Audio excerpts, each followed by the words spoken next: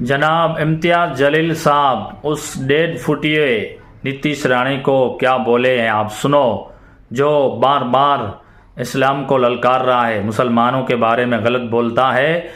उसके बारे में इम्तियाज जलील साहब की बात सुनिए। है आपकी आवारागर्दी, आपकी ये गुंडागर्दी, आपके छोड़े हुए ये पिल्लू, इतना सा है वो।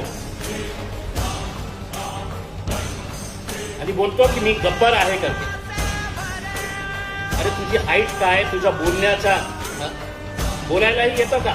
आणि एकटा सोबत आपल्या सोबत 5-5, 6-6 गाड्यांचं बाउन्सर्स, पोलीसवाले घेऊन फिरतात। तू काय हिंदू धर्माचं संरक्षण करणार आहे? तुझी स्वतःची लायकी आहे का स्वतःचं संरक्षण करण्यासाठी? मशिदीमध्ये घुसून मारणार। आता तुला मी सांगतो, तुझ्यामध्ये हिम्मत आहे ना, मशिदी तर सोडा,